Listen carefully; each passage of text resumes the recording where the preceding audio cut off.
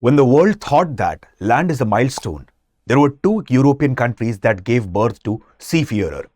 One was Spain and other was Portugal. And Portuguese, they started exploring the islands specifically in the Atlantic Ocean. Initially, they explored the Quetta Islands. After exploring the Quetta Islands, they explored the St. Helena Islands, and finally, Bartolomeo Dias reached till the southern tip of Africa, which was referred as Cape of Good Hope. And from here onwards, the Portuguese merchants and travelers started coming to India.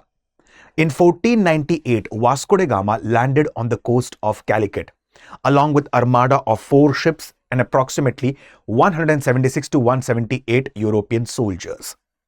At that time, the ruler of Calicut was an Eradi dynasty ruler whose name was Samutri, also referred as Zamorin. After Vasco da Gama comes Pedro Cabral, then Francisco de Almeida Albuquerque, who made Goa as the epicenter of Portuguese economic activities in India. So, from the time of Albuquerque, Goa had become the center of economic activities of Portuguese in India. And in fact, it is also believed that Albuquerque had banned sati in the region of Goa.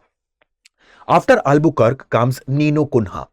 And Nino Cunha made Goa as the capital of Portuguese in India. With the passage of time, specifically speaking, Portuguese started establishing factories on the east and the west coast of India. But there were many other European powers who had started coming to India. For example, Dutch East India Company, also referred as VOC, Verenigd Oost Indies Campaign, followed by English East India Company, followed by French East India Company. And there began the rivalry among the different colonial powers in India. And Portuguese were confined to the region of, specifically speaking, Goa, Dadra Nagar Haveli, and certain parts of Daman and Diu. And English East India Company ruled here onwards. Now, it is believed that Bombay, which is one of the economic capitals of India today, it was under the control of Portuguese, and it was given in dowry to Prince Charles II at just ₹1. Very simple words, like it is said that the Portuguese princess Catherine Braganza, she was married to Prince Charles II of England, and the entire region of Bombay was given at a dowry of ₹1. And Prince Charles II gave the region of Bombay to English East India Company at a rent of £10 per annum. In 1939, World War II began, and World War II ended in 1945. From here onwards, Britishers declared that they are going to make India independent. And on 15th August 1947, India got its independence. Now, India was facing many problems at that time. Okay, like there was a continuous demand for reorganization of states on linguistic basis. Apart from this, there were 565 princely states, out of which 560 princely states were ready to join the Union of India, except 5. So that was a very challenging task for Vallabhbhai Patel ji, VP Menon, Jawaharlal Nehru, Pattabhi Sitaramaiah, and so on. So at that time, Junagadh, then Travancore Kochi, Jodhpur, Hyderabad, Jammu and Kashmir, these were the princely states who were initially not willing to join Union of India. Now let me give you a very simple example of Jammu and Kashmir. Jammu and Kashmir, it was ruled by Maharaja Hari Singh. He was a Hindu. On the other hand, majority of the population in Jammu and Kashmir was a Muslim. Now, after independence, Maharaja Hari Singh said that he wanted to rule Jammu and Kashmir in an independent manner. Simple words, he is neither going to join the dominion of India nor dominion of Pakistan. But after some time, like specifically speaking, Pakistan realized that Jammu and Kashmir shares border with India and Pakistan both. So precisely speaking, Pakistan realized that if Jammu and Kashmir in the coming years accedes to the Union of India, it would be a kind of a threat for Pakistan. On the other hand, we people believe that if Jammu and Kashmir accedes to the dominion of Pakistan, it would be a kind of an internal security threat for us. So Pakistan, it created an army which was referred as Lashkar, and they had occupied certain parts of Jammu and Kashmir. Maharaja Hari Singh sought help from Pandit Jawaharlal Nehru. And at that particular point of time, Pandit Jawaharlal Nehru replied, until and unless you accede to the Union of India, how can we help you out? So he acceded to the Union of India, and immediately the forces were dispatched to Srinagar. Okay. And when the forces were dispatched to Srinagar, it is believed that majority of the regions were being occupied. But there were certain regions which are still under the control of Pakistan, that is referred as POK, Pakistan occupied Kashmir. So that was a case of princely states, and majority of the European powers had left India. Okay, except French East India Company, which were ruling over the certain parts of Pondicherry and Mahe, and Portuguese. Like it is being approximately 453 years, Portuguese finally acceded. Sorry, the Portuguese finally left India. Okay, in 1961, because Goa, it was under the control of Portuguese. So after independence, our country was facing many problems, such as merger of princely states.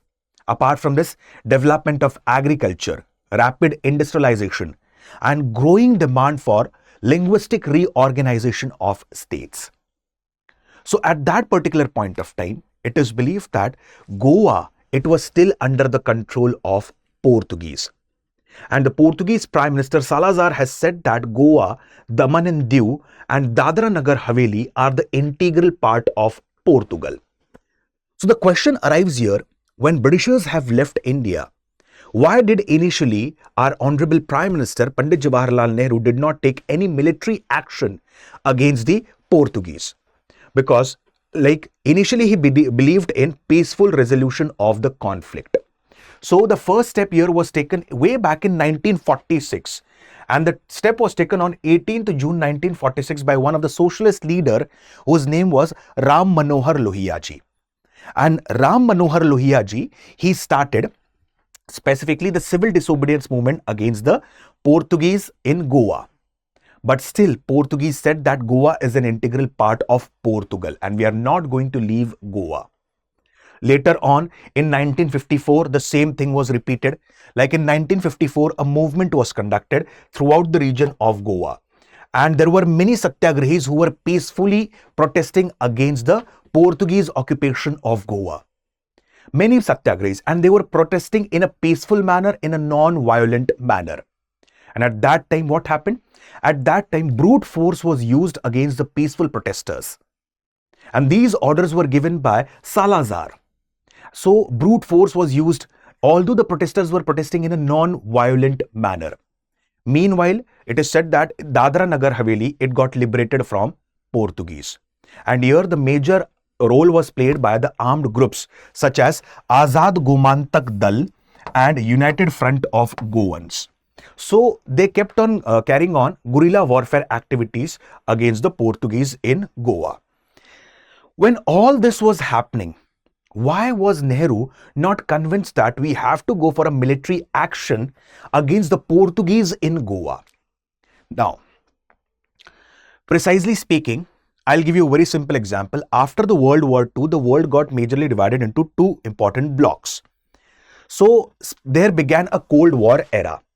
And specifically, although the non-alignment movement, it started in 1961, like the principles of the non-alignment movement was laid down way back in 1955 itself. Okay, at a conference which was referred as Bandung Conference. So from here onwards, if you observe the speeches of Pandit Jawaharlal Nehru, he completely focused that we are not going to take any military action in Goa. In fact, he said that if we take any kind of a military action in the Goa, what happened? This is nothing but, this is not a peaceful resolution of the conflict. So we will approach a diplomatic means. We will go for peaceful resolution of conflict. We will approach the process of diplomacy. We will approach the process of negotiations. But Salazar was not at all ready for all this. So what happened? Nehru in 1955 Bandung Conference, he sought to build Afro-Asian solidarity against colonialism and promote peaceful international relations. And in fact, in his speeches in 1956-57, you can observe that he had said that we are not going to use any kind of a military action in Goa. But finally, in 1961, Pandit Jawaharlal Nehru, he realized that now diplomacy is not going to work at all. Now we are not going to negotiate at any cost with the Portuguese, because almost for a decade we have followed the international laws of diplomacy. We have tried to negotiate with the Portuguese in a peaceful manner. And in fact, it is said that when all the Pandit Jawaharlal Nehru, he said that Goa, it's just a pimple on the face of Mother India. But this was not at all liked by the other leaders such as Ram Manohar Lohia ji. Then, apart from Ram Manohar Lohia ji, Menon, George Fernandez, Ashok Mehta, Minnu Masani, and so on. In fact, they believe that this needs a correction. We need to liberate Goa from all kind of colonial rule. So in 1961, Pandit Jawaharlal Nehru now believed that it is necessary to use a brute force against the Portuguese in Goa. Now, Portuguese, they attempted to secure international support. So they went to Britain, Brazil, United Nations Security Council, and at that time, the United Nations Security Council General, whose name was U Thant, okay, he urged the Indians to delay the military action. But Pandit Jawaharlal Nehru this time was not ready to go for any kind of a negotiations. And finally, he had decided that he is going to liberate Goa. So continuance of Goa under Portuguese rule is now impossible. So on 10th of December, it is said that he has declared this. And from now onwards, there was a Operation Vijay that was launched in Goa. And just within 36 hours of Operation Vijay, it is said that Portuguese surrendered. Finally, Portuguese surrendered. Like it is said that like approximately 14 Indian personnel, they passed away, like they died as a part of Operation Vijay, and approximately 33 to 34 Portuguese personnel, they died as a part of Operation Vijay. Finally, around 18-19 December 1961, Goa, it became an integral part of India after Operation Vijay. So that was about the majorly integration of Goa into Union of India. My friends, StudyIQ IAS has come up with GS Foundation batches for 2027-2028. The batches are completely based on SMART model, that is structured classes. First of all, the students would be taught basics. After basics, we will move on to the advanced stage. Then there would be a mentor who would be guiding you throughout your journey for civil services preparation. Precisely speaking, that mentor would be guiding you not only in making a proper timetable, but also how to improve a proper consistency, how to approach the answer writing, and so on. Then comes the part of revision. Like there would be more emphasis laid down on revision. Like it is always said that it is better to read one book 10 times rather than reading 10 books. So proper focus would be given on the revision aspect as well. And there would be assessment and fortnightly or a monthly test that would be conducted. So specifically, this is a lowest price offer. So the prices for the courses are starting at 7,999. I repeat, 7,999. So use the code Alok Live that is flashing on your screen to get the benefits of this offer. I repeat the code Alok Live. And most important one, the batches are completely available in English. And secondly, it's a limited period offer. So with this, I'll stop my words. Thank you and have a nice day. Jai Hind.